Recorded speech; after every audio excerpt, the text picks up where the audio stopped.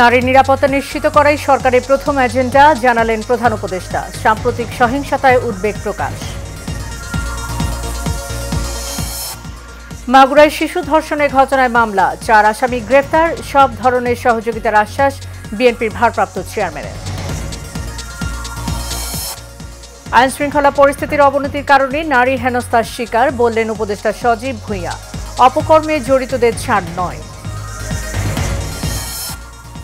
এবং auxiliary force হিসেবে কাজ করবে নিরাপত্তা কর্মীরা, জানালেন ডিএমপি কমিশনার। থাকবে গ্রেফতারের ক্ষমতা।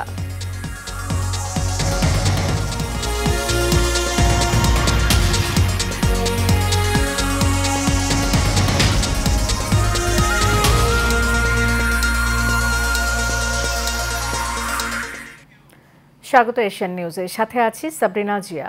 এতক্ষণ শুনছিলেন বিআরবি কেবল ইন্ডাস্ট্রিজ লিমিটেড সংবাদ শিরোনাম। এবার চলে যাব পুরো খবরে। নারীদের উপর সম্প্রীতির যে জঘন্য হামলার খবর আসছে তা গভীর উদ্বেগজনক বলে মন্তব্য করেছেন অন্তর্বর্তী সরকারের প্রধান উপদেষ্টা অধ্যাপক মোহাম্মদ ইউনূস। রাজধানী ওসমানী স্মৃতি মিলনায়তনে আন্তর্জাতিক নারী দিবস 2025 উদযাপন উপলক্ষে আয়োজিত অনুষ্ঠানে প্রধান অতিথির বক্তব্যে তিনি এই কথা বলেন। অনুষ্ঠানে 6 জন অদম্য নারীর হাতে পুরস্কার তুলে দেন প্রধান উপদেষ্টা। লাবণ্য ভূঁইয়ার রিপোর্ট।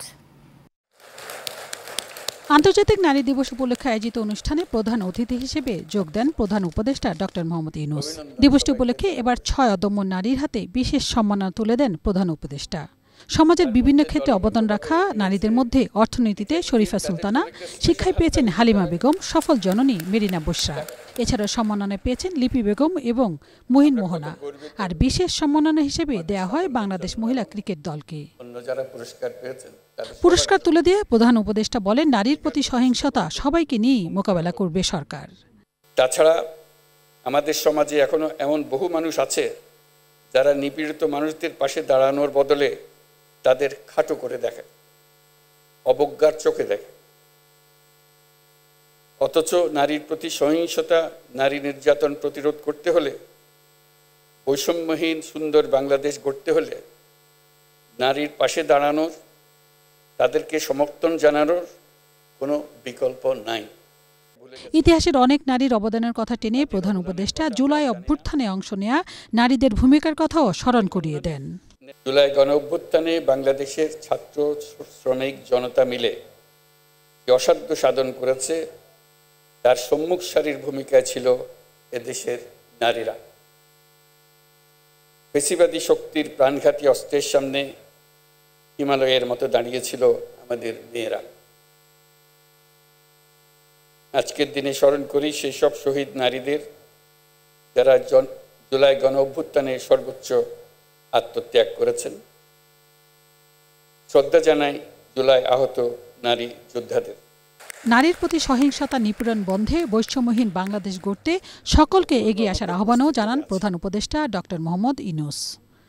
নারী ও শিশুদের নিরাপত্তা রক্ষায় সর্বোচ্চ সজাগ থাকুন। নিপীড়নের বিরুদ্ধে সামাজিক ঐক্য গড়ে তুলুন।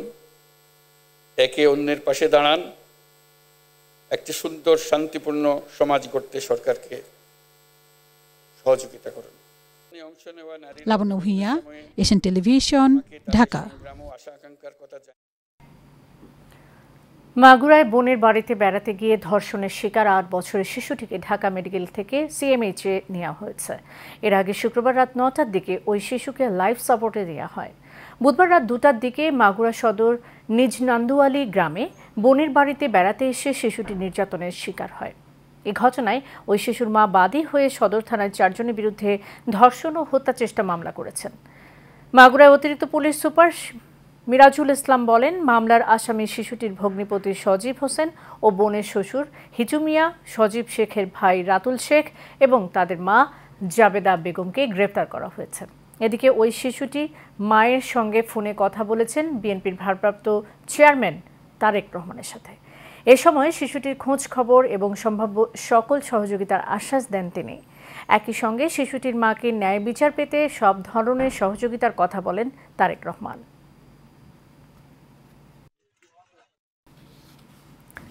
আইনশৃঙ্খলা পরিস্থিতির অবনতির কারণে নারী হেনস্থার ঘটনা বেড়েছে বলে জানিয়েছেন স্থানীয় সরকার পল্লী উন্নয়ন ও সমবায় মন্ত্রণালয়ের উপদেষ্টা আসিফ মাহমুদ সজীব ভূঁইয়া।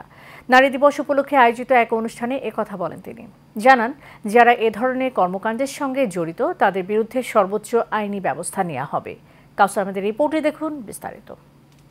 আমি কালো বলি আমাকে বেশি দেখতে পাইতো না, আমার গায়ের রং কালো, তাই প্রতিজ্ঞা করেছিলাম যে একদিন এই কালো পরিষ্কার কিভাবে করা যায়। আমরাও তো নারীরা তো পারে সবকিছু, শুধু পুরুষই পারে, নারী তো পারে। তখন আমি বুকে স্থানীয় সরকার প্রকৌশল অধিদপ্তরের বিভিন্ন প্রকল্পের সহায়তায় ঘুরে দাঁড়ানোর গল্প বলছিলেন প্রত্যন্ত গ্রামের এক নারী। নারী দিবসে এসব সংগ্রামী নারীদের সম্মাননা জানিয়েছে প্রতিষ্ঠানটি। সম্মাননা তুলে দিয়ে স্থানীয় সরকার পল্লী উন্নয়ন ও সমবায় মন্ত্রণালয়ের উপদেষ্টা বলেন, 5 আগস্টের পর থেকেই নারী হেনস্থার ঘটনা বেড়েছে। জুলাই গণঅভ্যুত্থান পরবর্তী সময়ে আইনশৃঙ্খলার যে পরিস্থিতি, তার কারণে বিভিন্ন মহল বিভিন্ন ধরনের সুযোগ নেওয়ার চেষ্টা করছে এবং অনেকেই ধর্মকে ব্যবহার করে, ধর্মের আবেগকে ব্যবহার করে নানাভাবে নারীদেরকে নিচু করে দেখানোর এবং হ্যারাসমেন্ট করার মতো ঘটনা ইতিপূর্বে ঘটেছে। সামাজিক অবক্ষয়ের জন্য দায়ী উল্লেখ করে আসিফ মাহমুদ দ্রুত এসব অপরাধীদের আইনের আওতায় আনার কথা জানান। যারা এই ধরনের কার্যক্রমের সাথে যুক্ত হয়েছে কিংবা হচ্ছে, তাদেরকে আমরা সতর্ক করে দিতে চাই, সরকার এক্ষেত্রে কোনো প্রকার ছাড় দেবে না এবং সামনের দিনগুলোতে এই ধরনের ঘটনা ঘটানোর কেউ চেষ্টা করলে আমাদের নারীদের নিরাপত্তা বিঘ্নিত করার কোনো প্রকার ষড়যন্ত্র কিংবা চেষ্টা যে কোনো মহল থেকে হলে সেটাকে কঠোর হস্তে দমন করা হবে।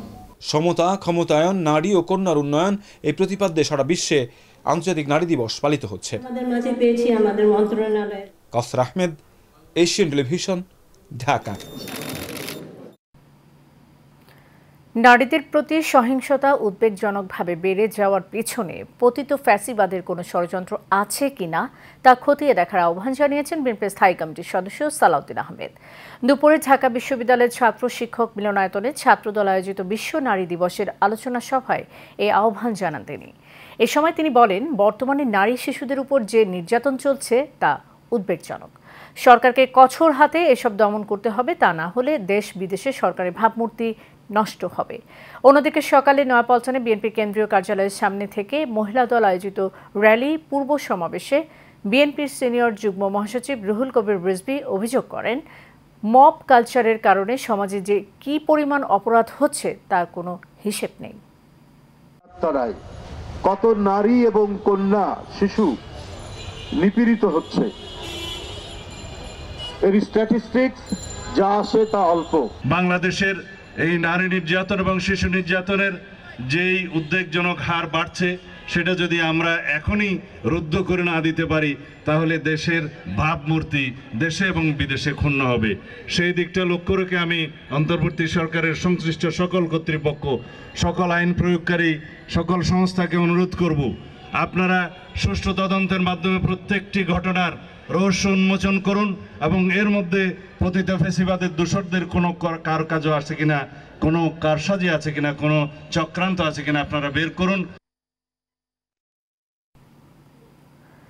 জনসাধারণের নিরাপত্তা নিশ্চিত করতে এখন থেকে বেসরকারি নিরাপত্তা কর্মীরা অক্সিলিয়ারি পুলিশ ফোর্স হিসেবে কাজ করবেন, থাকবে গ্রেফতারের ক্ষমতা।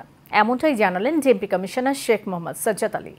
দুপুরে জেএমপি মিডিয়া সেন্টারে আয়োজিত এক সংবাদ সম্মেলনে এই তথ্য জানান তিনি। জেএমপি কমিশনার বলেন, রমজান ও ঈদ উপলক্ষে ঢাকা মহানগরীর মার্কেট ও শপিং মলগুলো অনেক রাত পর্যন্ত খোলা থাকে। এসব স্থানে আবাসিক এলাকা, বিভিন্ন মার্কেট ও শপিং মলে নিয়োজিত বেসরকারি নিরাপত্তা কর্মীরা অক্সিলিয়ারি পুলিশ ফোর্স হিসেবে কাজ করবেন, তাদের গ্রেফতারের ক্ষমতাও থাকবে। ঢাকা মেট্রোপলিটন আইন অনুযায়ী তাদের নিয়োগ দেওয়া হয়েছে বলেও জানান তিনি। সহ সাথে স্বর্ণ, বিকৃত স্বর্ণের মূল্যবান 2,44,000 টাকা এবং একটি ব্যবহৃত মোটরসাইকেল, দুইটি মোটরসাইকেল ব্যবহার হয়, তার মধ্যে একটি মোটরসাইকেলও আমরা উদ্ধার করি। এরূপ একটি শহরে কিছু একটি ঘটনা ঘটলে আপনারা অবশ্যই আতঙ্কিত হবেন না। আমরা ঢাকা মেট্রোপলিটন পুলিশ আপনাদের পাশে আছি। টিসিবি পণ্য সাশ্রয়ী দামে কিনতে প্রতিদিন মানুষের ভিড় বাড়ছে। লম্বা হচ্ছে ট্রাকের সামনে দাঁড়ানো মানুষের মিছিল। ট্রাকের লাইনে দাঁড়ানো একজন ভোক্তা সর্বোচ্চ 5টি আইটেমের প্যাকেজ 590 টাকায় কিনতে পারেন, যা বাজার মূল্যের চেয়ে 400 টাকা কম। এতটুকু সাশ্রয় করতেই ঘন্টার পর ঘন্টা অপেক্ষায় থাকেন স্বল্প আয়ের মানুষগুলো। ওয়ালিদ সিদ্দিকীর রিপোর্ট। পবিত্র রমজান উপলক্ষে নিম্ন ও নিম্ন মধ্যবিত্ত আয়ের মানুষের কাছে ভর্তুকি দিয়ে নিত্য প্রয়োজনীয় পণ্য বিক্রি করে সরকার। সরজমিনে দেখা যায় টিসিবির এই ভ্রাম্যমাণ ট্রাক ঘিরে শত শত মানুষের ভিড়, যাতে কেবল নিম্ন ও মধ্যবিত্ত নয়, প্রায় সব শ্রেণী পেশার মানুষই পণ্য ক্রয়ের অপেক্ষায়। 4 ঘন্টা দাঁড়ায় থাকিয়া জায়গা জায়গা কেন এহেন যে মানুষ ঢুকে হ্যাঁ বন্ধু বান্ধব আছে হেরা লয় হ্যাঁ ঢুকায় মাল পাই না আমরা। ওই এক সামনে মনে করেন 10 জন 12 জন থাকে হ্যাঁ ঢুকে মাল দিয়ে দেয়। আমি প্রতিবন্ধী হিসাবে কইছি আমার একটা দেন নাই। আমি একজন ব্রেন স্ট্রোক রুগী, আমি 3-4 দিন ফিরে গেছি, মাল পাই নেই, এই ঠেললে হালাই দেয়, পুরো মানুষ দেয় না। বিভিন্ন জায়গায় দীর্ঘ লাইনে বিশৃঙ্খলা হতেও দেখা গেছে। গায়ে বল আছে হেরা পায় ঠেললে টুললে খারায়, আমার গায়ে তো বল নাই। আসে না, একবার এক সময় আসে, কখনো আসে 10:30, 11টা, 11:30, 12টা, 12:30। আমি বলি টাইম মতো আসে না, এটা সবচেয়ে বেটার, না হলে বিছনাপাতি নিয়ে এসে এখানে শুয়ে থাকবে। 2টো কিন্তু তারা 3বার মাল নেয়, তাহলে আরেকজন কিভাবে পায়? এই ধাক্কাধাক্কি করে এরা হালাই দেয়, আমার ওদিনকে এনে ফালাই দিছে, তাহলে পাও চলে গেছে। যে সুশৃঙ্খলভাবে পণ্য ক্রয়ে আইন শৃঙ্খলা বাহিনীর সহায়তা চেয়েছেন অনেক ভোক্তা। এক্সাম হলে মাল সবাই পাইত, তাহলে আর কোনো এটা গেঞ্জাম হতো না, আর সবাই পেত, সবাই কেউ হক মাই যেত না। নিম্ন আয়ের অধিক মানুষ যেন পণ্য কম মূল্যে কিনতে পারে, তাই সক্ষমতা দ্বিগুণ করেছে টিসিবি। রমজান উপলক্ষে 64টি জেলা সদরে টিসিবি ট্রাকসেল কার্যক্রম চলমান রয়েছে 5 তারিখ থেকে, এবং আরও জেনে খুশি হবেন যে আমরা 5 তারিখ থেকে ট্রাকসেল কার্যক্রম যেটা করছি, বিশেষ করে সারা বাংলাদেশে, এটাতে আমরা আগে পণ্য দিতাম 200 কার্ডের, এখন পণ্য দিচ্ছি ডাবল করে 400 কার্ডের পণ্য দিচ্ছি, অর্থাৎ আমাদের আওতা বাড়িয়ে এখন সারা বাংলাদেশে 410টি ট্রাকের মাধ্যমে প্রতিদিন 1,64,000 পরিবার আমাদের এই ট্রাক সেল থেকে বাড়তি হিসেবে উপকৃত হয়, অর্থাৎ কার্ড সেল ধারীদের বাইরে বাড়তি হিসেবে এই পণ্যটা চলে। তবে টিসিবির পণ্যের সরবরাহ ও ট্রাকের সংখ্যা আরও বাড়ানো জরুরি বলে মনে করেন ক্রেতারা।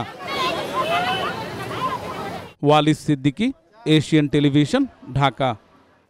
শিক্ষাক্ষেত্রে সরকারি বেসরকারি বৈষম্য দূরীকরণের লক্ষ্যে মাধ্যমিক শিক্ষা জাতীয়করণ করা, আসন্ন ঈদের পূর্বে উৎসব ভাতা, বাড়ি ভাড়া এবং চিকিৎসা ভাতা প্রদান সহ 10 দফা দাবিতে সংবাদ সম্মেলন করেছে বাংলাদেশ শিক্ষক সমিতি। ঢাকার রিপোর্টার্স ইউনিটিতে লিখিত বক্তব্য পাঠ করেন বাংলাদেশ শিক্ষা সমিতির সভাপতি অধ্যক্ষ শেখ কাউসার আহমেদ।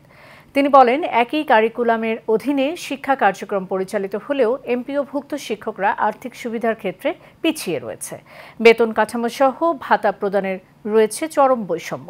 সংবাদ সম্মেলনে মেধাবীদের শিক্ষকতা পেশায় আকৃষ্ট করা সহ শিক্ষাক্ষেত্রে সরকারি বেসরকারি বৈষম্য দূরীকরণের 10 দফা দাবি তুলে ধরা হয়।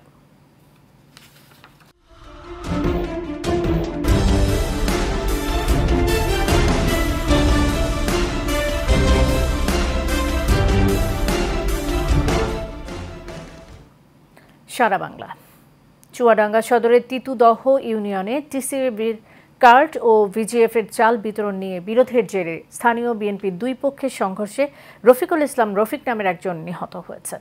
বেলা 11টার দিকে ইউনিয়ন পরিষদ কার্যালয়ের সামনে এই ঘটনা ঘটে। সংঘর্ষে নিহত রফিকের ভাই শফিক সহ 2 জন আহত হন। প্রত্যক্ষদর্শীরা জানায়, টিসিবি কার্ড বিতরণ নিয়ে ইউনিয়ন বিএনপির সভাপতি মিলন মিয়া ও সাধারণ সম্পাদক আবুল হাশেম চটনের সমর্থকদের মধ্যে রফিকের বাকবিতণ্ডা হয়। এক পর্যায়ে সংঘর্ষ বাধে এবং সেখানে রফিককে কুপিয়ে হত্যা করা হয়। বর্ণিল আয়োজনে রাজধানীর ওয়ারিতে বিউটি পার্লার ও salon Lovely B Makeover and Parlour ও বর্ন বিউটিস কসমেটিক্সের উদ্বোধন করা হয়েছে। ওয়ারির 32 র্যাঙ্কিং স্ট্রিটে ফিতা ও কেক কাটার মাধ্যমে আনুষ্ঠানিকভাবে পার্লারটি উদ্বোধন করেন জনপ্রিয় ফেসবুক ইনফ্লুয়েন্সার ইশাত আহসেন। এ সময় উপস্থিত ছিলেন লাভলি বি মেকওভার অ্যান্ড পার্লারের কর্ণধার সারার রহমান, বিউটি ট্রেনার ও ব্লগার শাহিদা আহসান সহ অন্যান্যরা। বিশ্বমানের পণ্য এবং অভিজ্ঞ বিউটি ও হেয়ার এক্সপার্টদের দ্বারা facial, pedicure, manicure, bridal makeover, party makeup সহ মানসম্মত সকল ধরনের সেবা মিলবে এই পার্লারটিতে। একই সঙ্গে বর্ন বিউটিসের বিশ্বমানের সকল পণ্য পাওয়া যাবে এখানে। Lovely B Makeover and Parlour Born বিউটিসের অঙ্গ প্রতিষ্ঠান হিসেবে পরিচালিত হবে। শেষ করবো এশিয়ান নিউজ যাওয়ার আগে বিআরবি কেবল ইন্ডাস্ট্রিজ লিমিটেড সংবাদ শিরোনাম জানিয়ে দেব আরও একবার।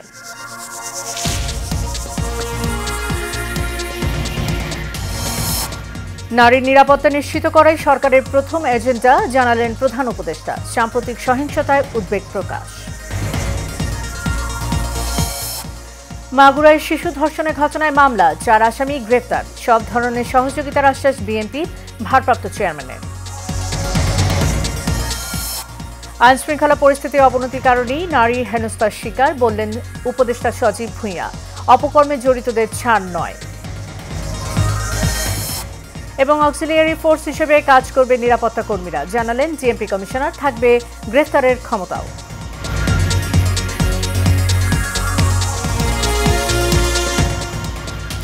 এশিয়ান নিউজ এ পর্যন্তই। পরের সংবাদ দেখার আমন্ত্রণ রইল। ধন্যবাদ সাথে থাকার জন্য।